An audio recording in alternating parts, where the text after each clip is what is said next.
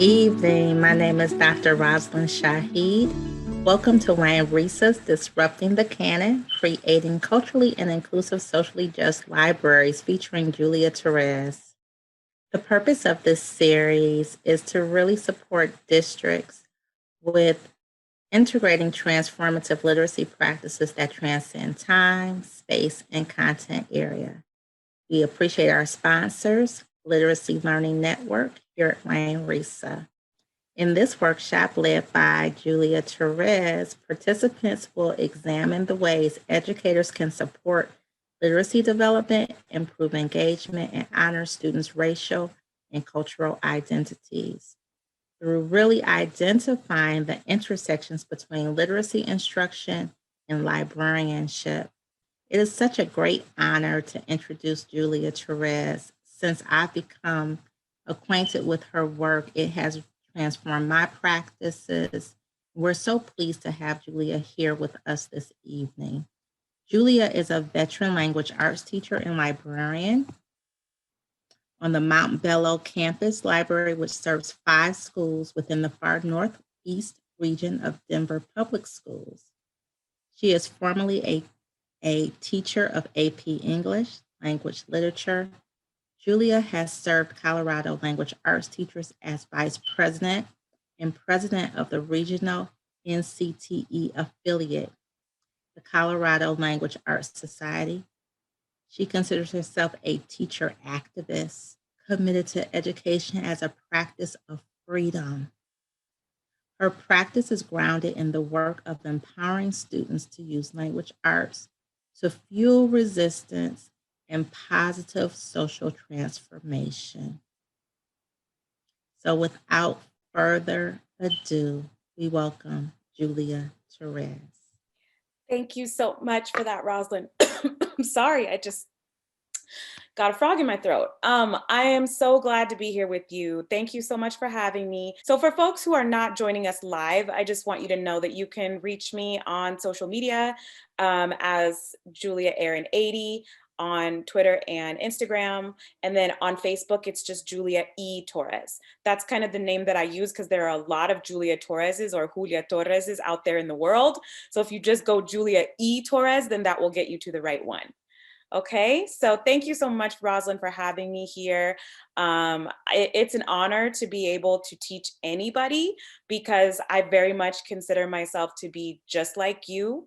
I am teaching in right now virtual classrooms all the time and working with colleagues to just try to do right by students. So the work that I'm going to share with you today is very much kind of like a mishmash of my own personal experience, things that I have learned from others, things that I have observed in my classroom, practices that have worked for me, and then I want to pass them on to you so that hopefully they will work for you.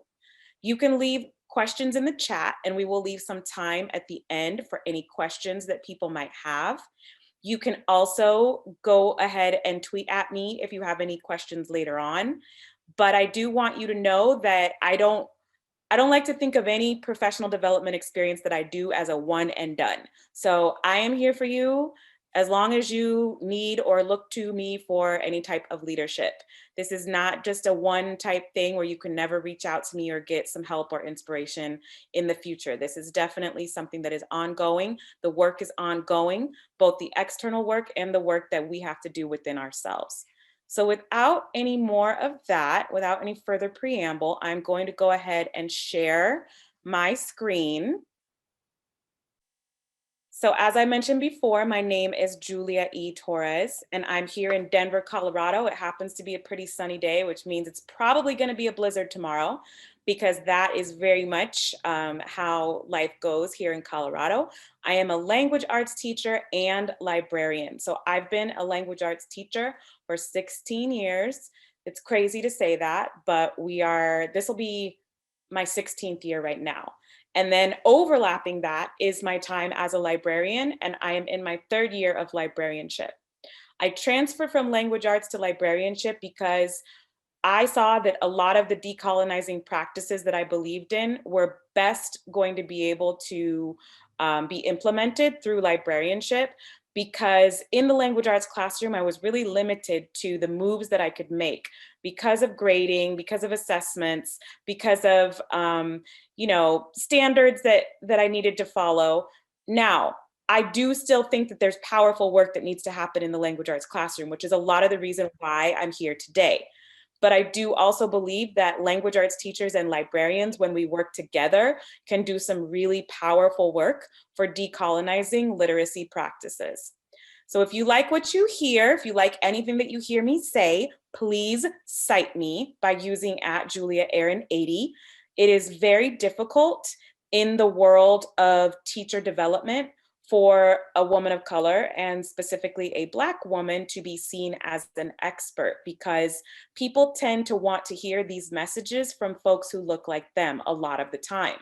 So a lot of times you will see practitioners doing the anti-racist workshop who don't actually know what it is to experience the yoke of oppression through, the school system. And I actually have been in the school system and have experienced that. So I would ask that you honor my intellectual property by not taking pictures of these slides and then showing them all over without any kind of citations, because that does happen. I'm not saying that that is something that is a general practice, but I have seen it. So please cite me if you like something that I say. Feel free to ask questions if you have questions. And here we go. So before anything else, I want to start off with reminding us that Black Lives Matter. And I want to say what I mean, what we mean when we say this.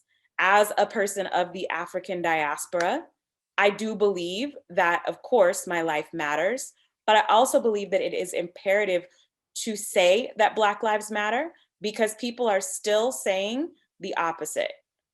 And one of the things that I want to remind people of when we say Black Lives Matter, I don't mean that my life matters more than someone else's. I don't mean that my life is the only life that matters. And I don't mean that other people's lives don't matter. So I want to be really clear about that, because a lot of people hear Black Lives Matter and they get all upset and they think that it means something that, there are a lot of conflated meanings that get wrapped up in something when it becomes popularized. And so I just want folks to understand that when I say Black Lives Matter, I am not trying to say that my life matters more than someone else's. I am saying that it's necessary that we assert that Black Lives Matter, because many folks, unfortunately, are still of a mindset that we are all in this experiencing the same type of humanity, and we're not. We're just not. So yes, absolutely. We have had a ride in Denver Public Schools and it's ongoing. 4 of my 5 schools are being closed in 2022, and I just found out last month. So it's pretty upsetting, but at the same time, we are here for the kids, and so I have to bring my best self for them all the time. So thank you. I was just shouting out somebody who was in the chat who mentioned, Karen mentioned that Denver Public Schools has had quite the ride. And yes, we have, especially with coronavirus right now. It's a bit crazy. So we'll talk more about that here in a moment. Moving on. One of the things that I often think about is why it's such a problem for people that I assert that my life matters.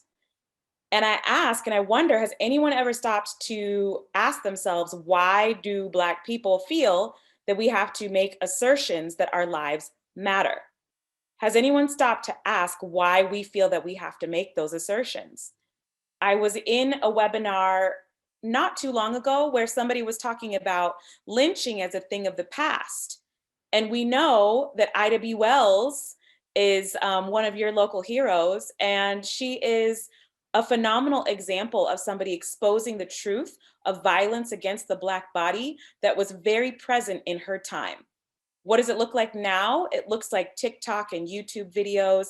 I don't watch videos of police brutality because I get very upset, and it takes me a long time to come out of that feeling of defensiveness when I feel like my life doesn't matter, when people who look like me, when our lives don't matter. And so we have to understand that the school system is complicit in the whole great storm that coalesces to equal police brutality and videos of folks with, for example, somebody's foot on their neck, somebody who can't breathe, excessive force being placed against them. We have to understand that just because we are not out here enacting violence, physical violence on children, doesn't mean that psychological violence isn't occurring. And it doesn't mean that our systems are those that are liberatory. We have a long way to go before our school systems are actually systems that liberate and empower all students equally. And a prime example of this is the fact that civics education is not taught in a lot of places, specifically places with majority Black and Brown students. Civics education is reserved for middle and upper white class communities a lot of times.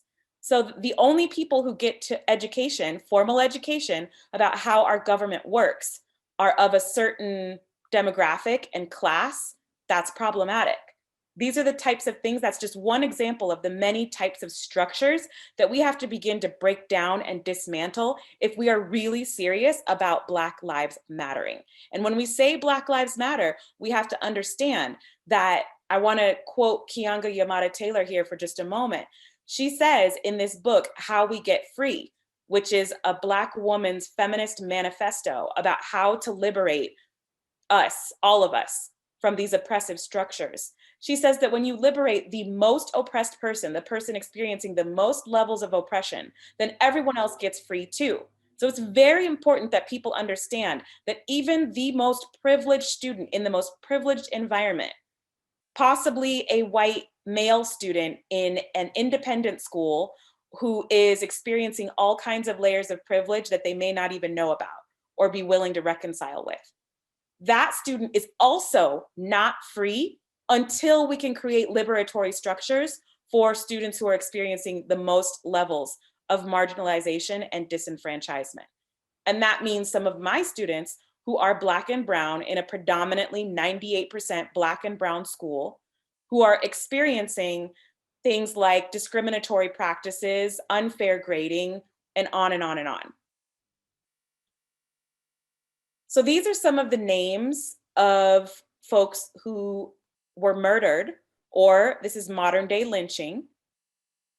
And I want us to just get familiar with them because folks are familiar with George Floyd and Breonna Taylor. But a lot of times people don't really stop to take a look at all of these other names that are not as familiar, not in the news quite as much. So I just want to give a moment of silence for us to just look at all of these names, and these are just a few. These don't even include the trans folks who have also been killed due to police brutality and excessive force used against Black people.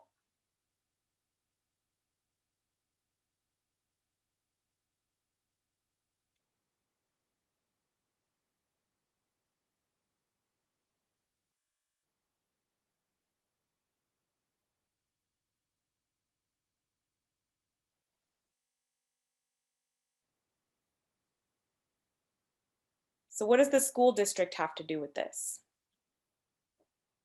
A lot of people will come to a professional development training and they will think, what does formal education have to do with racism and oppression? And that's what we're going to cover today. And we're also going to look at the intersections of those things when it comes down to literacy practices.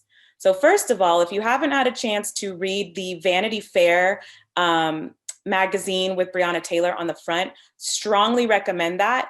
There are wonderful pieces if you are a secondary educator or librarian, language arts teacher, literacy specialist, wonderful pieces that can be studied as much for their craft as much as they are for their message. Some of our greatest writers, Ta-Nehisi Coates and Jessamine Ward, have pieces in that magazine. So highly recommend the one with Breonna Taylor on the front. The Say Her Name movement started for a reason, because Black women are killed by the police all the time. In our school system, if you have heard of Monique Morris's book, Push Out, she talks about the criminalization of Black girls in schools. Black girls in high school are 6 times more likely to receive out-of-school suspensions than white female students, 3 times more likely to receive 1 or more in-school suspensions than white female students, 3 times more likely to be restrained than white female students, 2 times more likely to receive corporal punishment than white female students, 4 times more likely to be arrested than white females, 3 times more likely to be referred to law enforcement than white females. So this is what the school system has to reconcile with, is that the oppressive practices begin early. Our children begin to feel the yoke of oppression very early. The divisions between who is receiving quality education and who is not, those start early. So even if you're a person in a school district that is serving underserved populations, and you feel like you're doing the critical race theory work and you're getting in touch with yourself and you're dismantling all of the thought processes that you have that prop up or support colonialism and, well, oppressive and racist practices, we still have to reconcile with the fact that this is bigger than any one person. This is lots of us making decisions every day that change the way that children feel about themselves and change the way that they see one another. And so that's what we really need to think about. The Black Lives Matter at School pledge involves zero tolerance, or ending zero tolerance, a mandate for Black history and ethnic studies. And we can be, as literacy educators, we can be a key part of that. We can bring in Black history and ethnic studies into schools. We can hire more Black teachers. That's something that we can do something about on school levels. And then we can also fund counselors, not cops. So while lots of other folks get the privilege of, having a bad day or going through some things, all too often, Black women and girls are told that, we need to grow up faster. Or there is this sort of mindset that we should be much older and take on much more responsibility much sooner than anyone else. And the reason I keep coming back to Black women and girls is because historically and until this present day, trans and Black women and girls are the most oppressed. So again, if you are wanting to make things better for everyone else experiencing fewer layers of oppression, then it's got to start with Black women and trans people.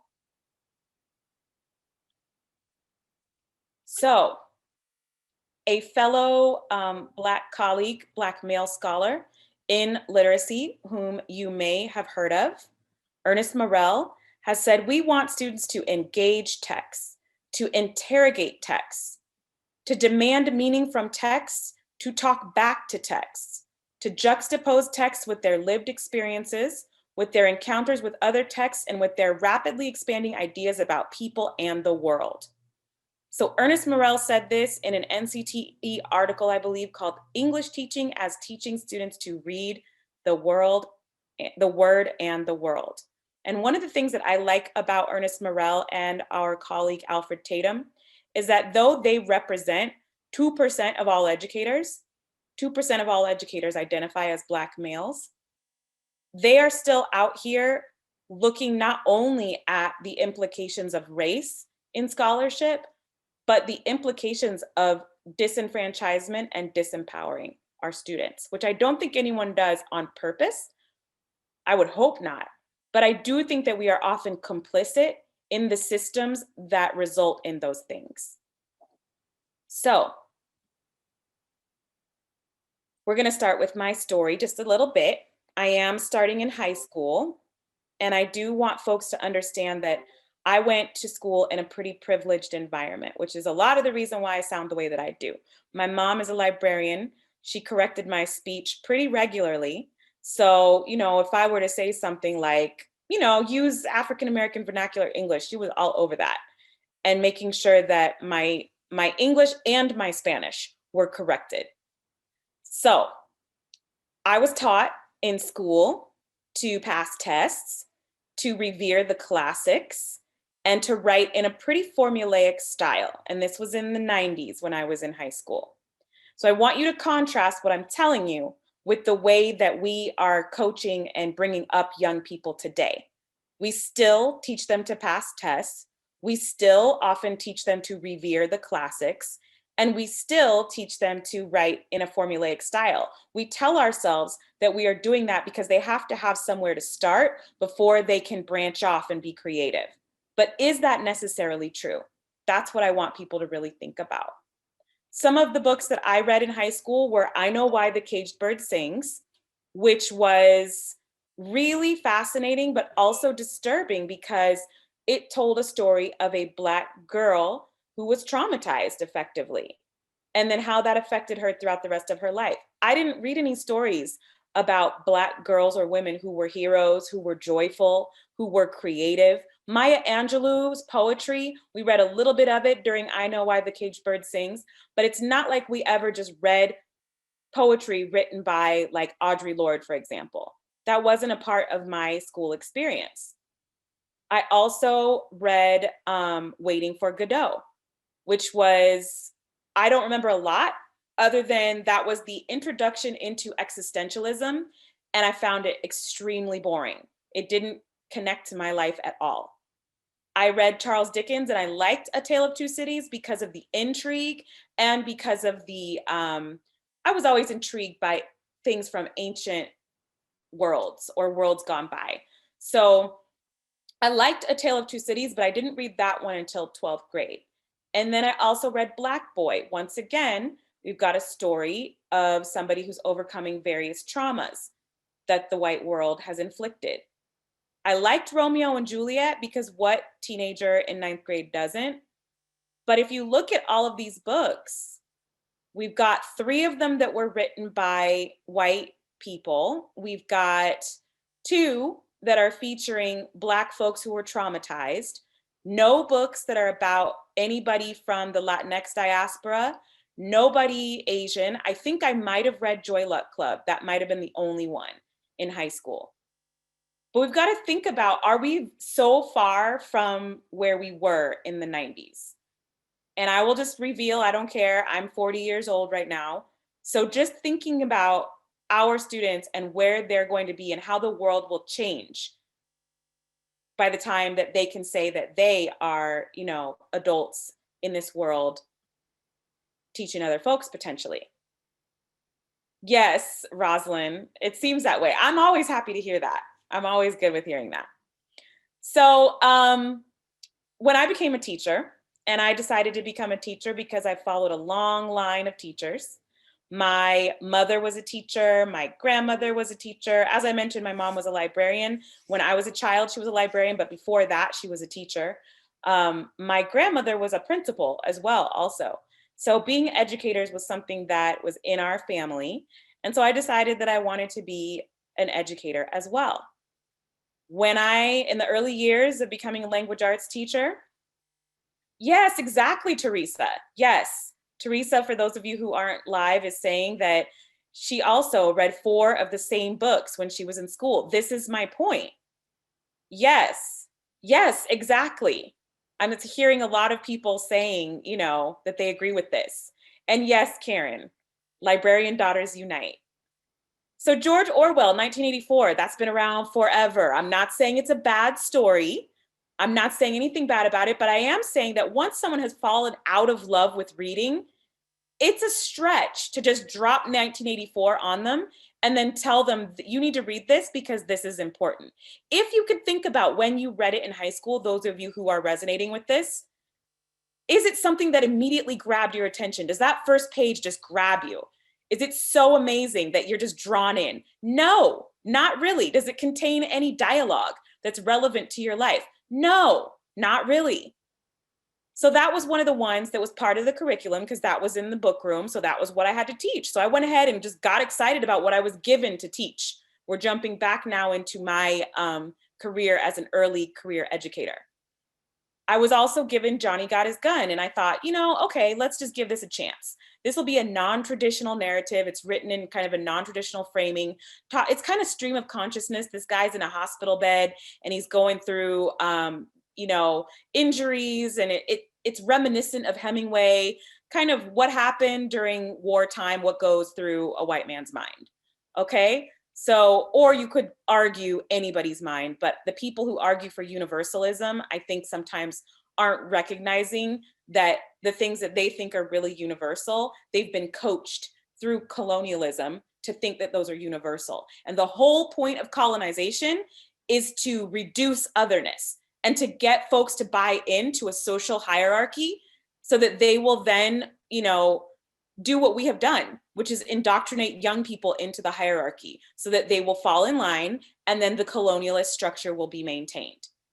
So anyway. Julia, that's so powerful. This is Rosalind. Can you just stay there just for a moment and unpack that a bit more for people around that idea of colonialism and how that impacts like the novels that are selected? Absolutely. Yeah. So I don't have a whiteboard here, but every year in my classrooms, I draw a pyramid. And at the top of the pyramid, I always put the original colonizers. So wherever you are in the world, whether it's the Philippines, Chile, Central America, the United States, anybody who's at the very top of those pyramids, if you go back in history, those were the people who were the colonizers. This is the most obvious in African nations, where you've got people who came from Europe and just jumped right down onto the African continent and said, okay, in order for you to be considered civilized, you have to be like us.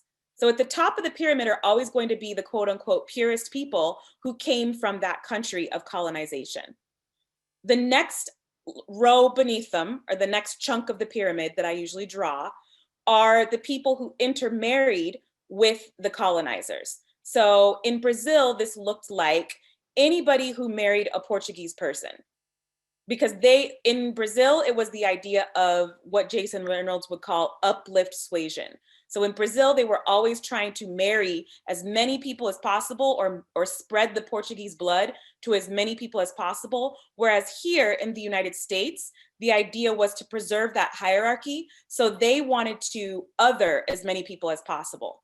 So here it was all about doing the opposite. Do not intermarry. Do not intermingle. It is illegal to do so until the 60s. We want to put Native people in their own schools. So those types of things happen. But in any of these countries where there was a difference in language, then it became about learning the language of the colonizer in order to be considered elite or in order to gain social hierarchy.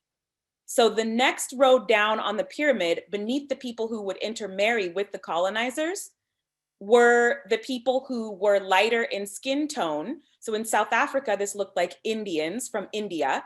In Brazil, this would look like anybody who, they started mixing a lot more so than we did here, but anybody who was lighter, which is why when you go into United States history, you can see that folks who came from Southwest Asia, which is formerly known as the Middle East, folks who came from there came to the United States, and they would often say that they were white on census papers or on immigration documentation, because the lighter your skin was and the closer you were to the colonizer, then the more socioeconomic privilege and social elevation you could expect. So I hope that that makes sense for folks. And at the very bottom of the pyramid, of course, are African slaves and descendants of African slaves. And any indigenous people would be even above the African slaves. If you're in Africa, then they would, of course, sow the seeds of division among different tribal groups. Whoever had the whitest looking features would then receive the socioeconomic uplift. So it's important to understand that not only was it about skin color, but it was about language practices, it was about cultural practices, it was about clothing practices. And so the vestiges of this that we can see, the colonial inheritance that we have in our school systems today, are that those who master the language of the colonizer, which in this case, this land was colonized by Britain. So of course we elevate Shakespeare as like the highest level of language that you need to master. any kind of language that is of the common people, like Spanglish, like African American Vernacular English, all of those things are seen as lesser than. That is an aspect of colonization, and you might call it white supremacy, because the idea of white supremacy is, again, putting whiteness up as supreme or above other folks. We have to try to understand and fight back against that knee-jerk reaction to hear white supremacy and think about guys holding torches, because there's a lot that has to happen to go from, you know, only allowing folks who have mastered Shakespeare up into the upper echelons of society to holding a torch and lynching folks. There are things that happen along the way. So we've got to be aware of the steps that happen along the way. And be aware of the processes that are happening in your body when you hear things like Black Lives Matter, or the word lynching, or white supremacy. When you hear the word racism, are you even able to vocalize the word racism? Are you able to say anti-racist? If you can't actually say those words with comfort or frequency or fluidity, that's work that you got to do. So hopefully that, I always draw that pyramid on the board because I want my students to be aware of the different layers or the hierarchy that is preserved within every arena. It's not just academics. It's preserved in the economic structures of our society as well. So how do we disrupt this? Then we put in, historically, we put in the one token novel by a person of color. For me, in my teaching, it was The Kite Runner in the early years of my teaching career. So I threw that one in, and then I threw in Othello because I called myself, you know, diversifying things even more, which we know Othello has some really problematic depictions of Black people, but specifically this one Black man who murders a white woman. So like, that's just reinforcing some awful stereotypes. Even though you can do the anti-racist work with Othello too, it's important to acknowledge that that is perpetuating stereotypes. And then, of course, we've got Lord of the Flies. So out of a typical year when I'm teaching in high school in the early parts of my career, this might be a selection of what I would teach. And what do we notice? We've got no female authors. We've got nobody from the Latinx diaspora. We have no Asian folks, an overabundance of white men who will say that their stories are universal. If you're not reflecting on why somebody would have the motive for saying that their story is universal, that's a problem. There's a motive for saying that. Is Lord of the Flies going to be universal in Khalid Hosseini's The Kite Runner in that setting in Afghanistan? Probably not. Maybe, but maybe not. If we're trying to argue that all people revert to savagery if they are outside of the rules of society, we don't know that. Actually, some folks might go to a more colonialist, caring for one another type structure. So the assumption that everybody's going to revert to savagery and start killing one another, that's very masculine, and it's also very Western, and it's also very universal when we're talking about colonizers who went around doing that to other people all over the world.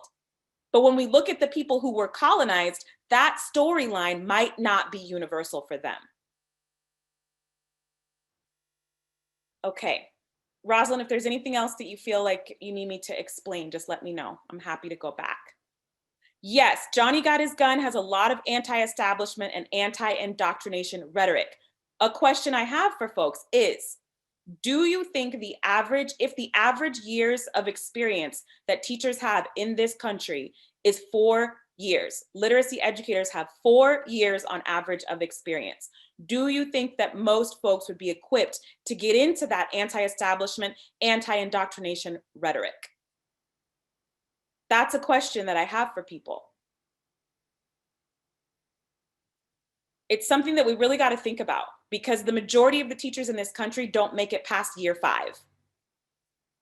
So at this point, I have experience teaching American Lit, World Lit, Multicultural Lit, African American Lit, Ethnic Studies, and ELA survey courses for grades 7 through 12.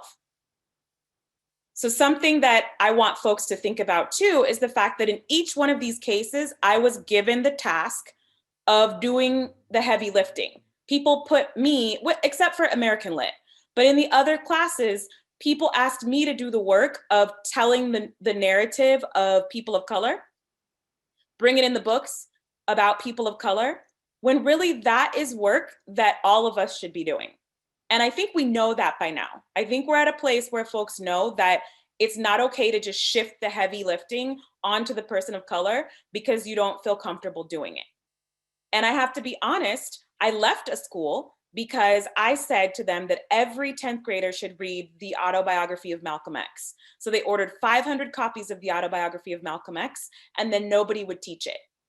They all said that they felt uncomfortable teaching it. I was the only teacher of color at the entire school. So it was all white educators and me. And in my 10th grade team, I'm the person who's leading the team, and I say we should all teach the autobiography of Malcolm X. They all said they didn't feel comfortable. At that stage in our evolution, I was not able to articulate, okay, what kind of training do we need to have in order for you all to be comfortable teaching it? So yes, sitting with discomfort is part of the work, and also asking the questions, why don't I feel comfortable doing this? And what kind of help can I seek out in order to be able to do this?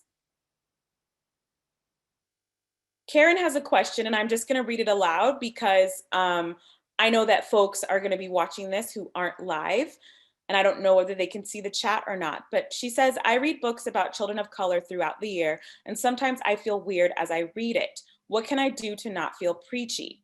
This is the goal. The goal is that we can normalize books about and by people of color throughout the year and all the time, so it feels just as natural to you to read the story of a marginalized person as it does for us to read stories about whiteness.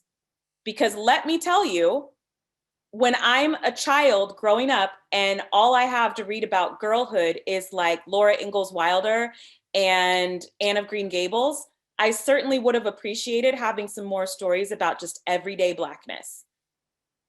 So it's really important to just kind of understand that balance and proportion is important.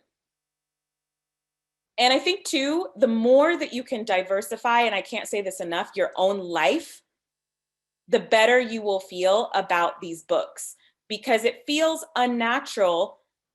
It felt unnatural for me to read a book about Anne Shirley, but I still really liked her story because there was something about girlhood that resonated with me. On the other hand, I'm not sure how many girls read stories about Blackness that didn't involve trauma. How many people my age read stories about Black girlhood that didn't involve trauma? So I think when, we can have that more even exchange, then it becomes more natural and it doesn't feel uncomfortable or as uncomfortable. Okay, so what did we notice? We already talked about that. What do we ask of one another? So I want to just go over this because this is something that we ask of our students all the time. We ask for them to be engaged with texts and to make meaning. But as I talked about with 1984, and even with Lord of the Flies, if I'm honest, I would say the first like 5 to 7 chapters of that book, not a lot is moving at a pace that is going to keep a young person engaged. For us, it's engaging because obviously we did school well and we are literacy people, so we love literature, but it's not an empowering classroom when the student has to rely predominantly on you for information about why the book makes sense. They should be able to read it and engage with it and find some kind of connection, and then it can be a little bit more balanced than me having to unpack the symbolism of every chapter for the student. That's not the goal of today's education. That's how things used to work, but I don't think that's a very empowering structure. And if you are a white teacher in a room of predominantly people of color students, then that puts you in a position of power and the students in a position of dependency. So that's something to really think about. So we have to ask, how can I engage with, interrogate, demand meaning from text, talk back to, juxtapose my life with texts that have nothing to do with my lived reality? How do you do that? Traditionally, the teacher has done it for you. and told you why this should be important to know? How can you know? Students ask teachers to help them learn what they need to navigate the world. And one of the things that I bring up a lot in my presentations is how can we know what students will need if the reality they inhabit is worlds apart from where we are now or where their teachers are. So it's important to just think about, as we go into the future, did we ever know when we were young that a YouTube creator or a YouTube star was going to be a thing? I don't think anybody can argue that that's not a lucrative profession. And so, you know, we don't know what they're really going to need to have in order to be to navigate the world successfully, other than a knowledge of how colonization has affected us, an understanding of difference and otherness, and how adopting a stance of curiosity and respect is so much better than imposing our identities and beliefs on other people. And they're also going to need to know how to examine their own lives critically. That will always be true. So I don't think that someone could argue that you have to read the Scarlet Letter and know how to unpack all of the symbolism in books like that in order to be a successful human being. And that's effectively what a lot of us do when we set ourselves up as the experts and create these classrooms of dependency where students have to master the things that we say they need to know in order to be excellent. All right, so we're going to talk a little bit about skills and ideas. I know that this might not feel like the traditional PD that folks are used to, where I have some kind of, you know, manifesto that I've authored, and then I'm telling you how this can be applicable to your work. But I do hope that you're able to make meaning on 3 levels by now. I want you to understand that the most oppressed, marginalized person or individual in our school system is a Black trans person. Above that is going to be a Black female individual in our school system, Black boys in literacy classes, more so than Black women. And understand that as we dismantle these systems of oppression, we are able to cross that divide between the person who's saying you got to master Shakespeare in order to be considered excellent and the person who is holding the torch. Now, I also want to make it clear that there are going to be people of color and white people who will tell you that these kids need to master the cultural capital of the dominant group in order to be successful. That is partially true. Because right now, the dominant group has control over our colleges, our universities, our testing systems. However, in a lot of places, the ACT and the SAT are being dismantled and done away with. In a lot of places, those are disappearing because people understand now that those are gatekeeping systems and that they're not always just as simple as measuring someone's skills and then letting them in the door. So we need to keep our minds open and flexible and spongy so that we can understand that not everything is going to be as it always has been in terms of skills and content that we can teach them that will allow them to go into other places. Because I think that's what all educators want. We want to open the gates for young people to be able to have access to whatever kind of future they want to have. Exactly. Exactly. I had that same mentality. Someone in the chat said that, you know, we have to think about how much harm have we done in the name of teaching students to succeed by playing the game. That used to be my mindset too. Absolutely. So here are some books that I read that helped me move from being somebody who became very fixated on teaching kids to master the cultural capital of the dominant group in order to be able to navigate in society. Because we know that there are people like James Baldwin and Audre Lorde and Assata Shakur and various others who have written phenomenal books, and they didn't necessarily play by the rules. So how did I wake up? I read Cultivating Genius. That's a great one. Pedagogy of the Oppressed by Paulo Freire. He's a Brazilian author out of northeastern Brazil. And then I would highly recommend Culturally Sustaining Pedagogies for anyone who's not familiar with what it means to have a culturally responsive framework. in your ecosystem. And then teaching to transgress is just a different way to see education, because historically education, again, has been about the dominant group or the colonizer or the oppressor in a place of on high, the top of the pyramid. It's been about that person passing down their rules, doctrines, ideologies, religious beliefs, whatever you have it, onto people that they pushed into the hierarchical class. And so I think it's so important for us to just be reflective about the way education has been used to indoctrinate, to divide, and to stratify society. Whereas teaching to transgress is more about the ways that we can look at education as a practice of liberation, as a practice of healing, as a practice of empowerment. But it is going to take all of us being reflective about how we have perpetuated the status quo for the longest time. Paulo Freire and bell hooks were contemporaries. That's something that a lot of folks don't know. So Goldie Muhammad, she's wonderful, and she wrote Cultivating Genius.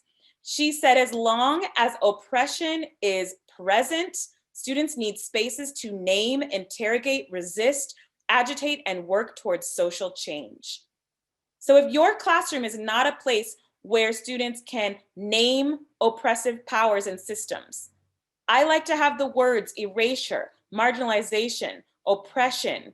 I like to have those on my board all year long when I'm in the classroom, so that we can always come back to, how is this book something that is upsetting all of that or keeping all of that in place?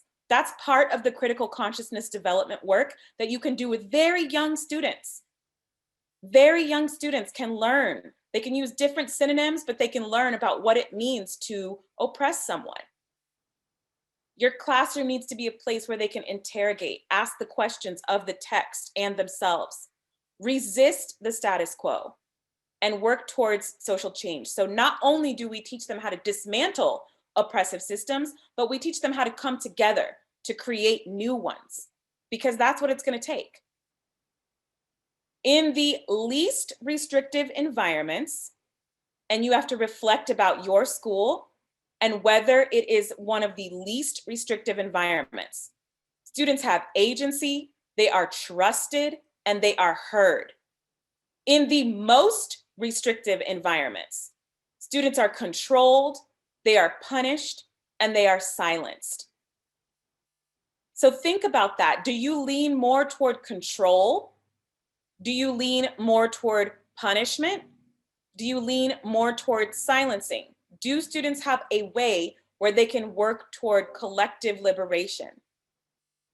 And what I mean by that is, do you have, for example, a way that students can learn to criticize or interrogate some of the systems and structures in our school system and then create new ones that are realistic?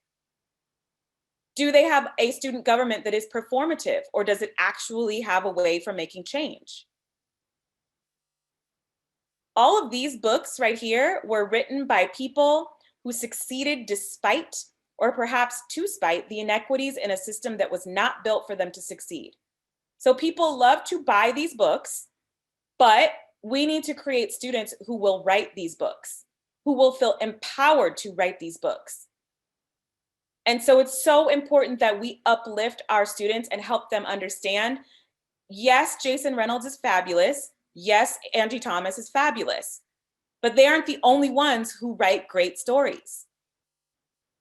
It becomes problematic when we are constantly uplifting the same people. And Jason Reynolds has said himself, he does not care in 15, 20 years if his stories are no longer read, as long as young people are the ones who are feeling empowered to tell their stories and get published and all of those things. So we keep it moving forward. Okay, this is where Disrupt Text comes in. I am 1/4 of Disrupt Text.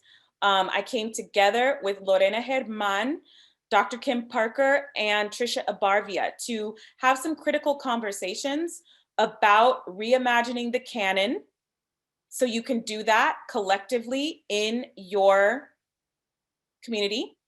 We also encourage people to interrogate or examine their own bias. develop a critical consciousness, and then elevate the works of authors of color because they are still minoritized in a ridiculous way, but also a really drastically unfair way in the publishing industry. We vote with our dollars.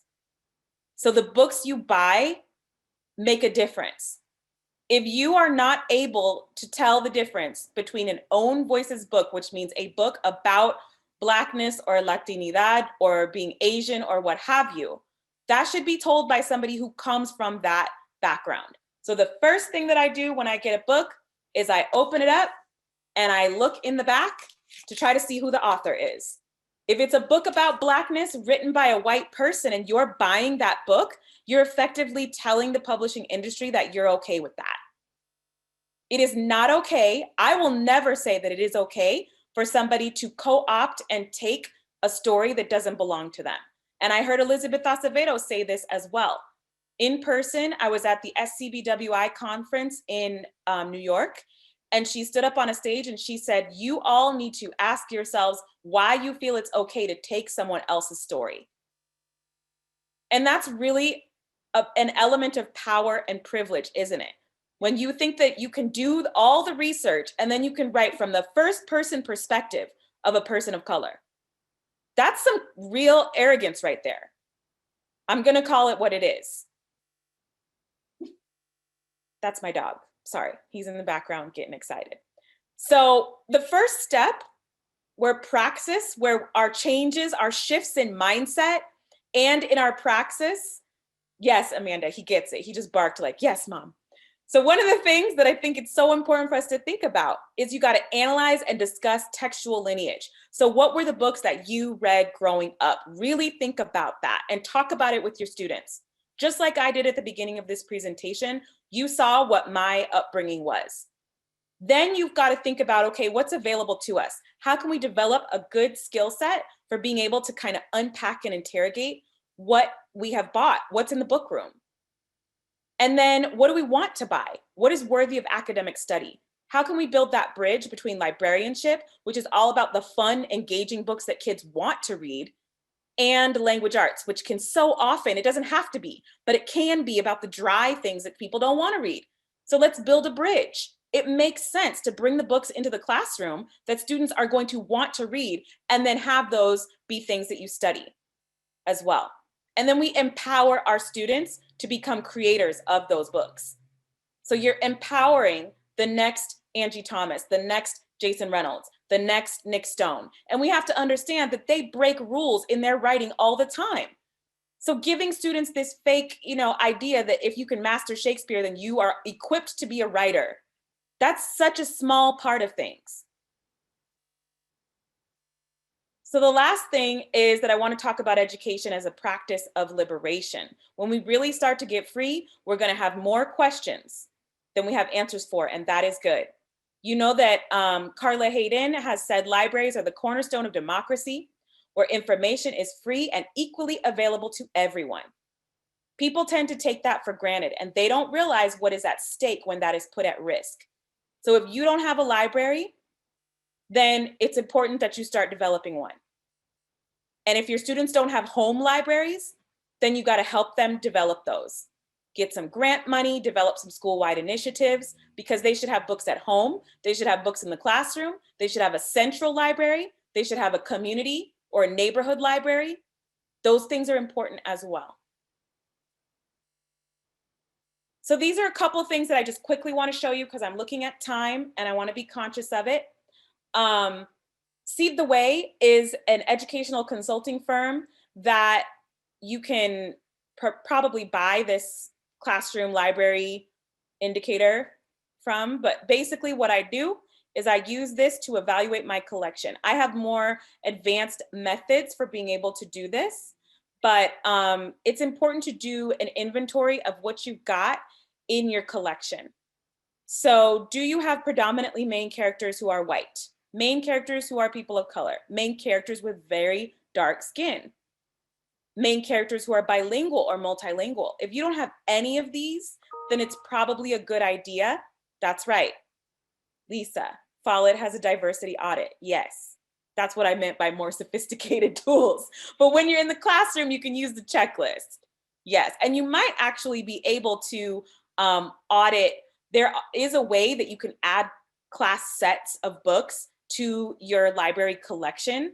And so, you could probably do that, but I don't want to go too far into that right now. But one of the most important things that we have done in our district is we have a culturally responsive librarianship pilot where all of the librarians have gotten together to audit our library collections and then also give suggestions on where we can fill in the gaps. So I know if I audit my collection and I see that I don't have enough characters in my books that represent LGBTQ plus identities or LGBTQ plus people of color identities, then what I can do is go to my friend Jonathan, who's got a library down the street that has a lot of titles, and I can ask for some recommendations. So doing that as a group or collectively is really empowering, I think. In the children's publishing industry overall, the majority of the folks who are selecting books for publishing are white, cis, female, straight, and non-disabled. So I think it's really important that we just look at that. Those are the folks who are the ones buying and marketing books for children. We have to do better about owning our responsibility. Like I said, you vote with your dollars.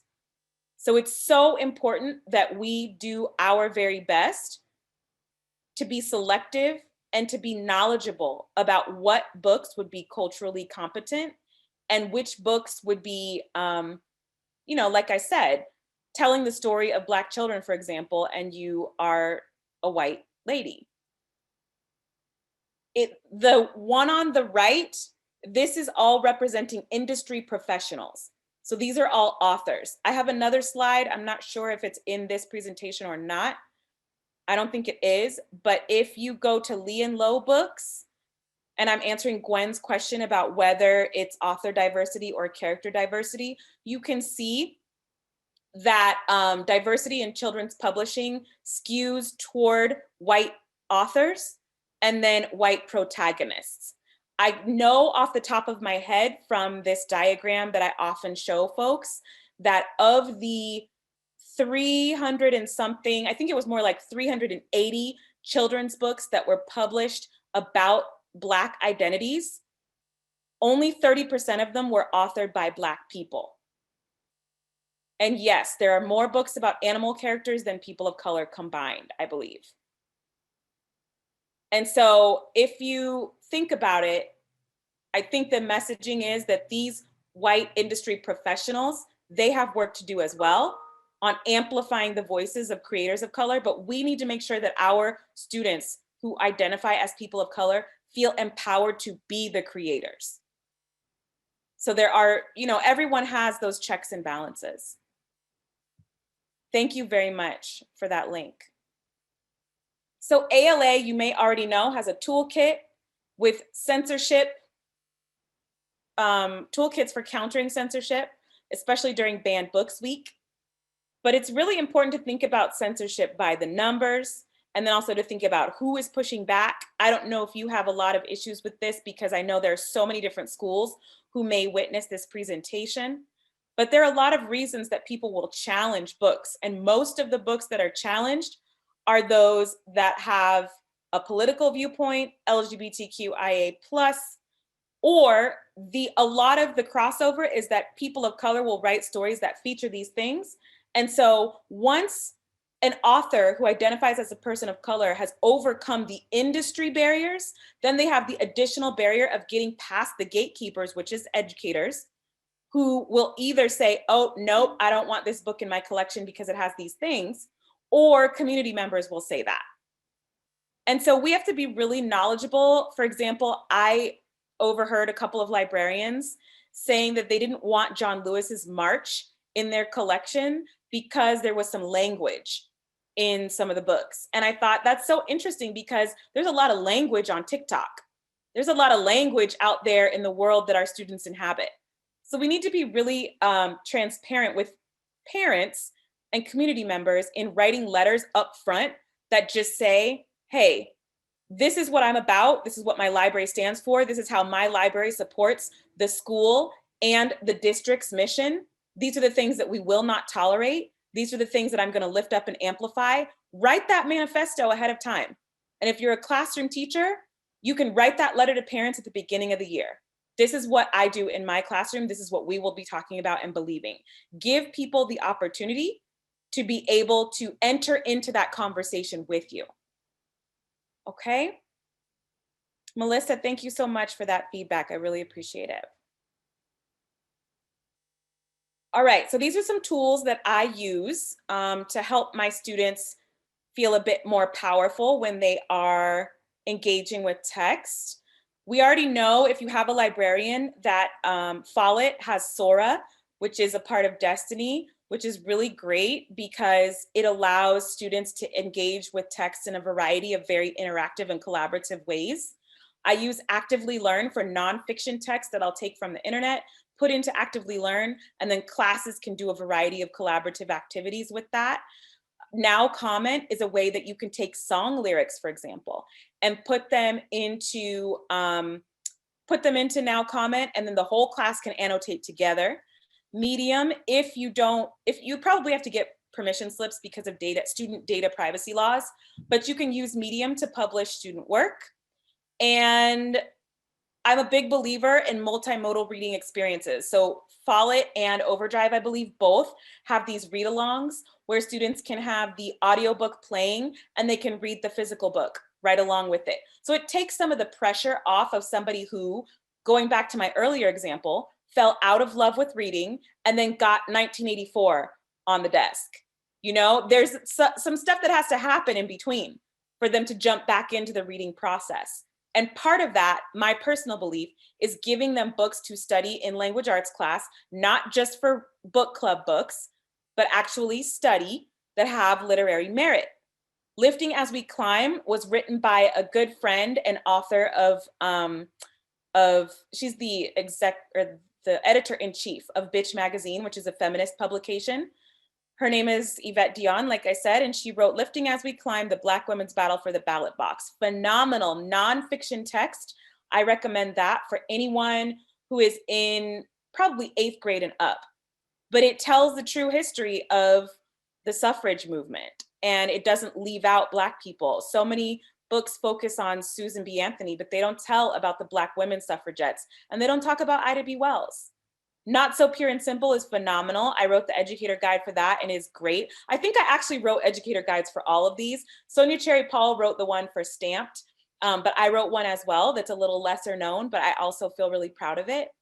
And then Celia Perez wrote Strange Birds, which is a great book for like amplifying our Latinx students and folks who want to be activists. And it's a great middle grade book for our young activists. So the teaching guides help you bring these books into the classroom. We Are Not From Here is so, so, so good. And I wrote the educator guide for that. It's available on the Penguin Random House Penguin Classroom website, I think is what it's called. But We Are Not From Here is so good.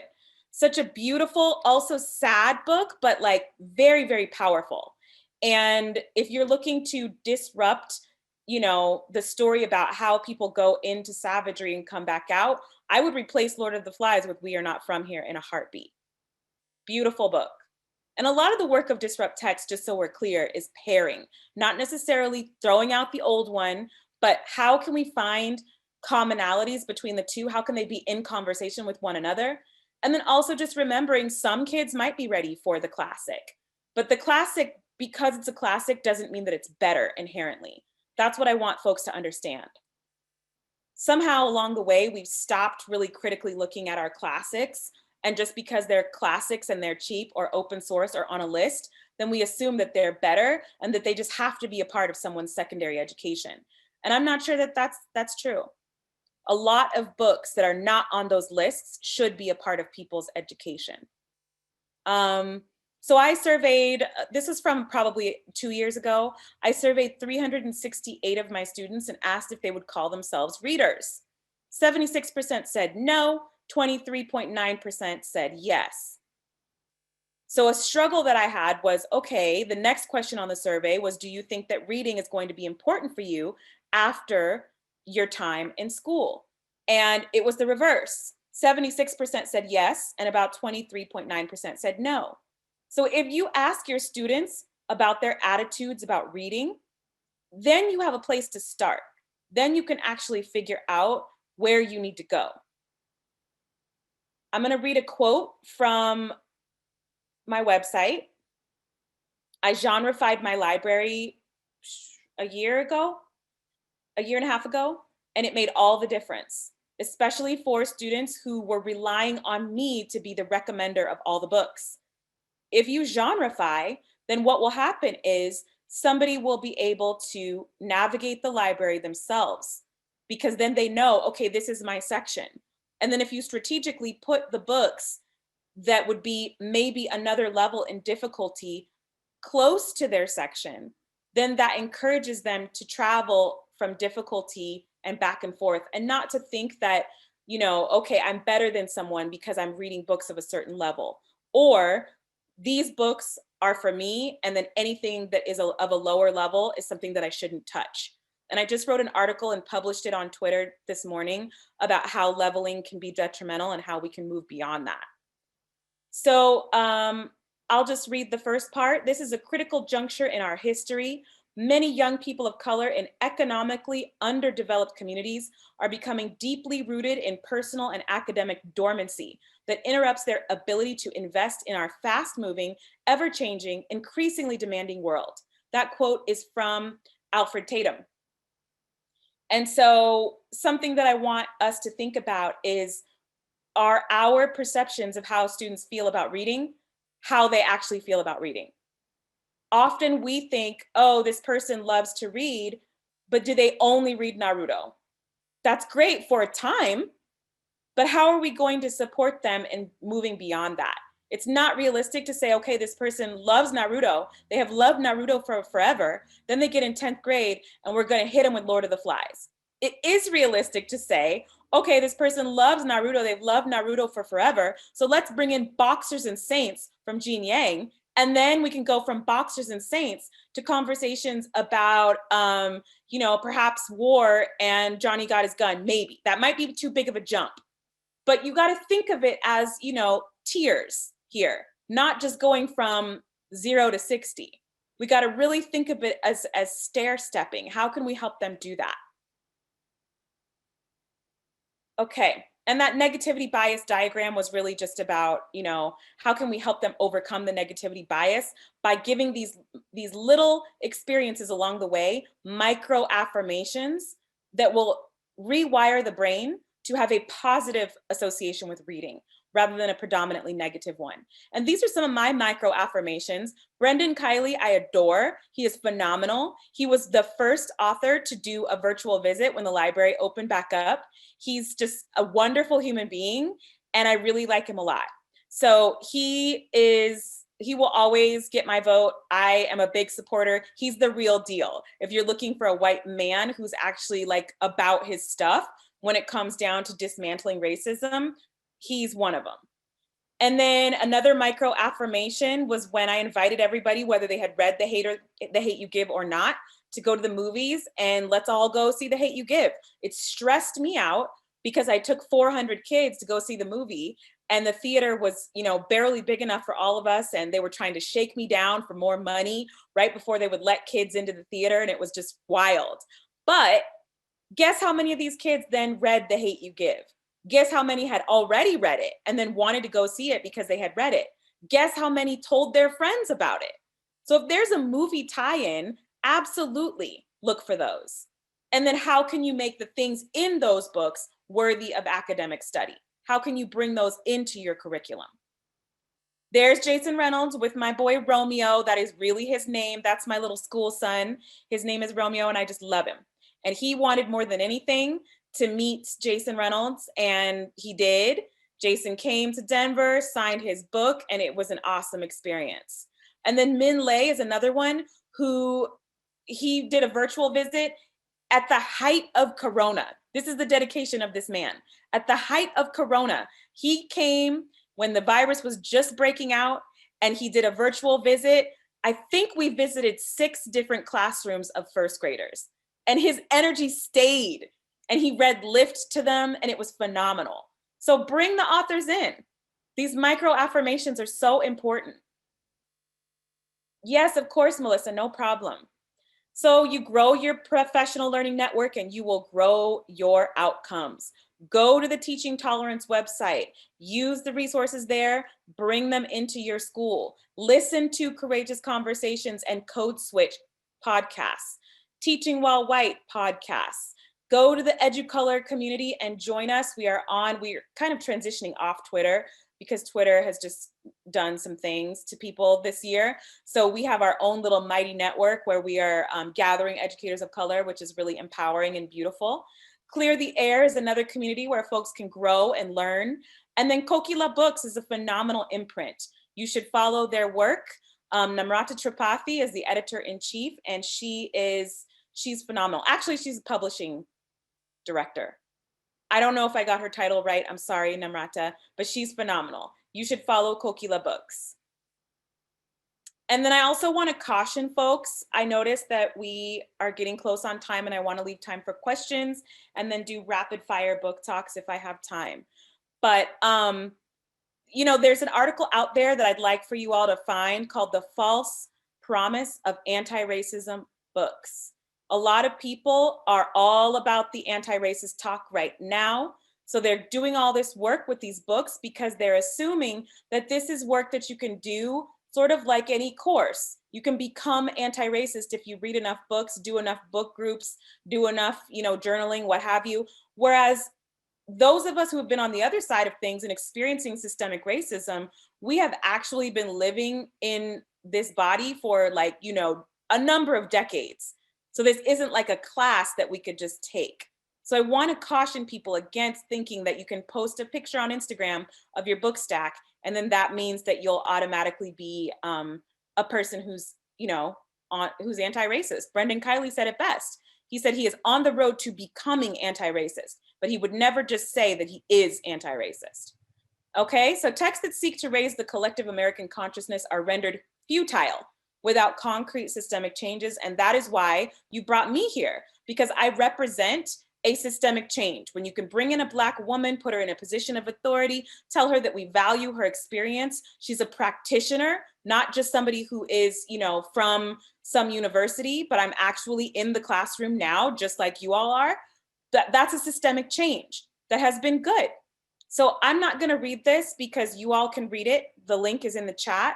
There's an article also that I wrote about going gradeless because grades are a part of the problem, in my opinion, because they teach students to learn for a reward. And if all you do is you perform learning for a reward, then you're not authentically learning to be curious about the world and to seek out new knowledge. So that's problematic. So here's a process for some liberatory libraries or how we can move beyond colonization. Analyze your collection and involve your students in the process. Ask them how they feel about and when they are reading. Do they associate reading with pain or punishment or even rewards? Those are the things that you need to find out. I can't tell you those things. You've got to ask your community those questions. Identify areas of cultural, ethnic, geographic, or linguistic sparsity in your collection. Do you not represent certain cultures, ethnicities, geographies, what have you? You have to know that first before you can do anything. Work with your community to find funding sources for titles that students want to read. And then also work with your curricular departments to integrate independent reading with course content and showcase your student writers so that they become the creators of content. So if you're a curriculum person, I'm hoping that you'll be inspired to think strategically about how you can bring books into the classroom that students actually want to read.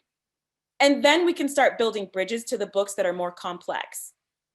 Not saying that our books that are easier to read aren't complex, but I just want to be reflective about that. A lot of them, like I said, it's a far jump from Naruto to Lord of the Flies.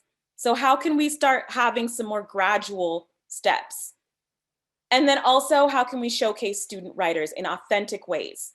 not just a bulletin board at the front of the classroom that says, yay, here are our student writers, but how can we actually say these are the creators in our community who are telling their own stories in their own ways, and we are working with them to help them feel more powerful and help them recognize that people want to hear their stories.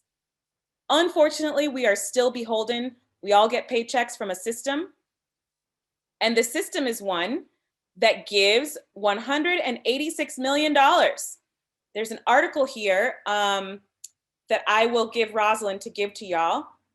But this is the dollar amount of a federal contract the government has with a consortium of private corporations that develops, administers, and grades standardized tests. So if you are teaching in a community that is predominantly marginalized or underserved people, I bet you the majority of what's going on is in service of these tests, because we tell ourselves if the students can ever be proficient or can ever perform at an advanced level, of course, the bar keeps moving. But if they can ever reach the bar, then we will be free. But the reverse is actually true. We need to understand that, yes, there's federal funding tied to these tests. We know this. But if we can make the school experience more enjoyable, then I believe that the students will start to do the things on the test that we want to see. That's what my experience has been as well. And for those of you who like this sort of thing, at one point, my students, it was twice. Once for my 10th graders who were in my honors 10th grade class, they outperformed everybody in the district. And then once my AP Lang students outperformed everyone in the district. So it's not necessarily because of me, but I do believe that something that I was doing was different from what other folks were doing in terms of bringing texts in that students wanted to read and focusing on the skills, not the particular books. Okay, so if you have questions, now would be your time. I know I talked a lot. So for those of you, that's me with my little mini me, Courtney. I love her so much. In the library, behind the circulation desk. So I've stopped sharing my screen now. If folks have questions, now would be the time to ask them. Rosalind, you can kind of let me know if you need to say anything additional. And I'm gonna scroll through the chat as well to see if anybody has questions.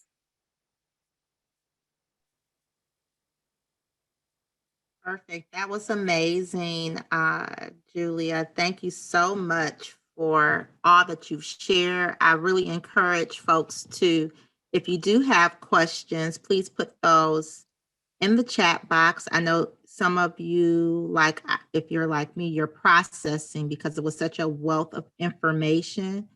So I want to encourage you, if you're not already on Twitter, to please follow Julia. Please follow professionals who are doing this work, because it will strengthen you, strengthen your pedagogy, it will strengthen your sense of what this all means in terms of anti-racist education.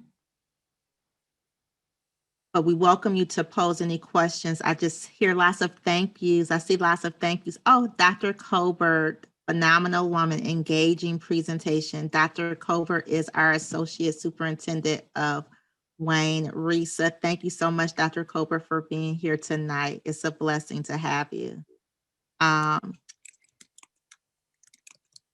So I see somebody asked specific websites for young children preschool age. I like We Are Kid Lit Collective because they publish books by grade levels. So you can kind of look at the progression, because I always like to think about how can we provide reading for our students. Sorry, I'm shifting with the sun here so you can see my face. How can we make sure that we are helping young people see where they could go? So like somebody who's in kindergarten might be able to look at the pictures in a graphic novel, like March, for example, and then they will aspire to be able to read that at some point. So kind of blending levels, I think, is a really good thing. But preschool age, as far as titles, I love Anti-Racist Baby. I love A is for Activist. For preschoolers, those are awesome. For elementary, I'm a big fan of this one right now. It's called Foja Singh Keeps Going. And it's about a little old 100-year-old man who was the oldest person to finish a marathon. And I think if people could move on from Charlotte's Web and just getting stuck there and thinking that that's what we need, that's the book that every young person needs to read. Charlotte's Web is great, but so is this. And this might actually have the power to like center some Indian people from the Punjabi region who get marginalized. And then it's going to work to combat some of the racist things that happen in society. This one also is really good for elementary students. Woke, a young poet's call to justice. So this might foster some young poets. You never know. Okay, that one has stuff from Mahogany Brown, who is just a queen and a goddess, in my opinion, Elizabeth Acevedo. And there's a book that Mahogany Brown wrote called Black Girl Magic that would be probably for elementary age, not so much preschool. But I brought that one into my high school classroom.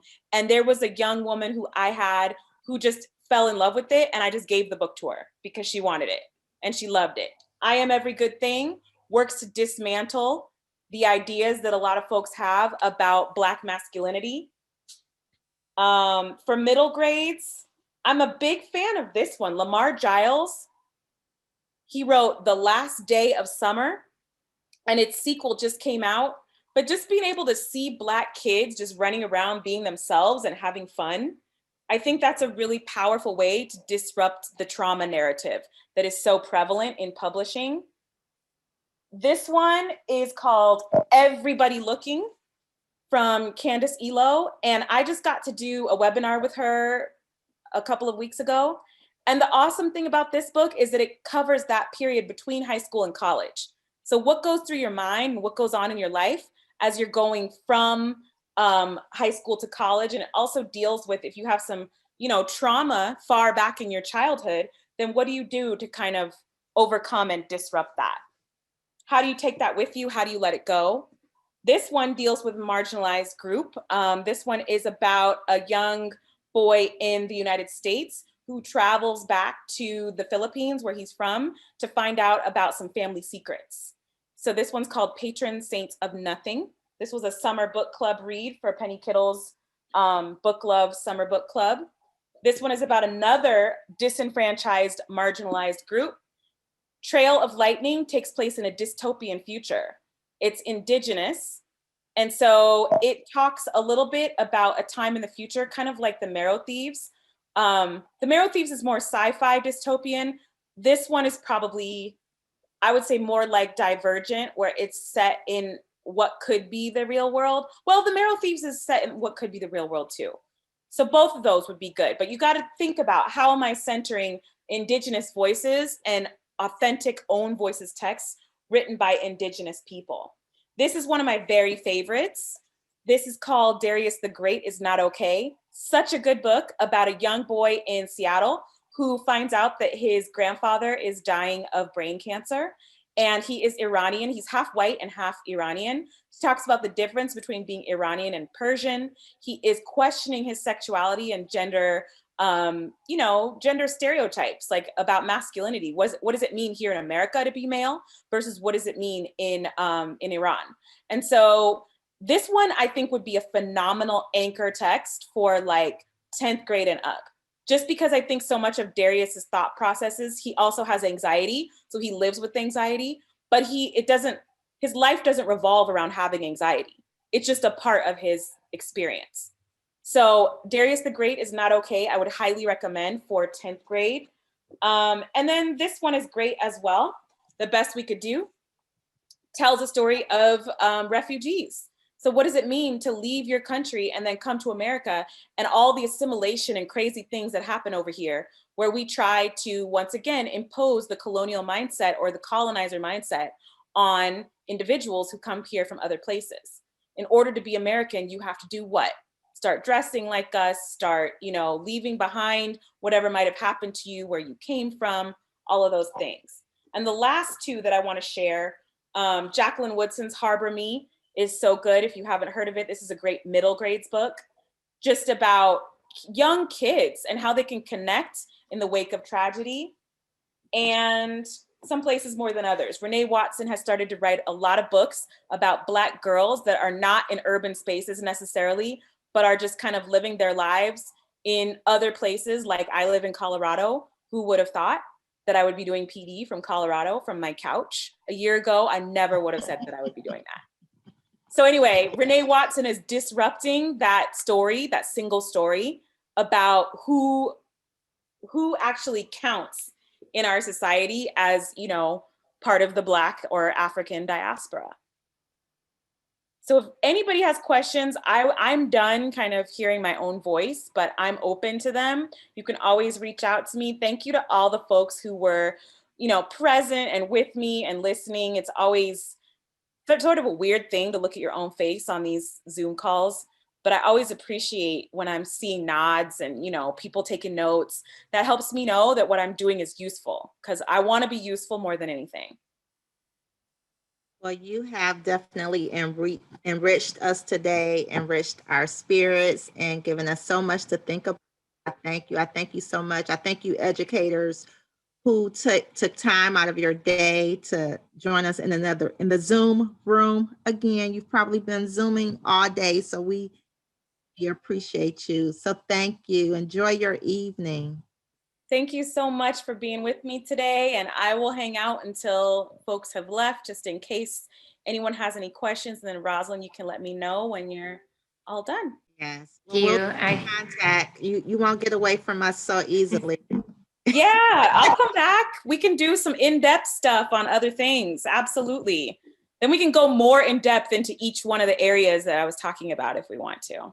That'd be great. Absolutely. That would be wonderful. All right. Well, take good care, folks. I'm going to get myself a little boba tea or something and just chill. So have a good rest of your day, okay? Thank you. You too. Thank you so much. Thank you so much. Bye-bye.